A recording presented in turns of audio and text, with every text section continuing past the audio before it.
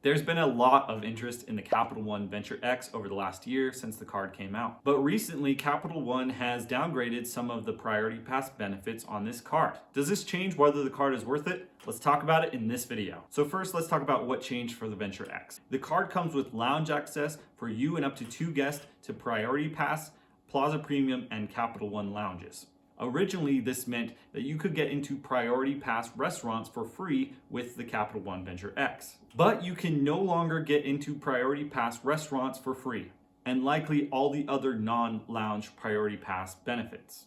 The restaurant benefit was really nice because obviously airport food is expensive, and a major point for a lot of people in getting this card is to save money on airport food. The list of airports that are affected is kind of limited, but if this is one of your airports, then this is definitely a bummer. I know a lot of people are upset because they got this credit card with this particular benefit in mind. Especially if you're based around an airport with some of these benefits, I could see why it would be a letdown. It is interesting that Capital One is pulling back on some of these benefits so early after releasing this card. A lot of people have speculated that this was Capital One's plan all along, or they were always planning to just raise the annual fee over time and decrease benefits. Whether that's the case or not, I don't know.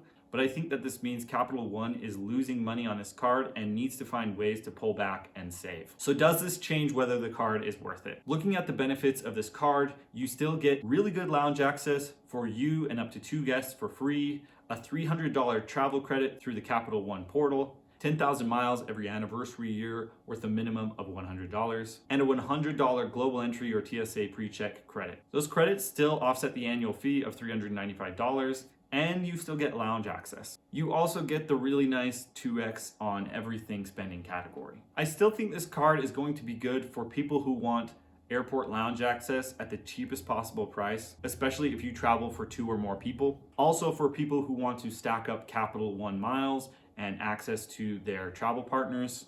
And for people who want a top tier travel card that doesn't take a lot of work to offset the annual fee. Overall, I think this card is still really impressive when you consider its travel benefits, lounge access, 2x points on everything, and with an annual fee that's very easily offset. The pullback of Priority Pass benefits is definitely a big disappointment and could be a sign of more to come. But I think Capital One is in this game for the long haul, and my wife and I will be keeping this card for another year. I hope this helps you decide if the card is worth it for you, and feel free to comment below if there's any other points I might not have considered in this video. If you're new, please consider subscribing, and thanks for watching.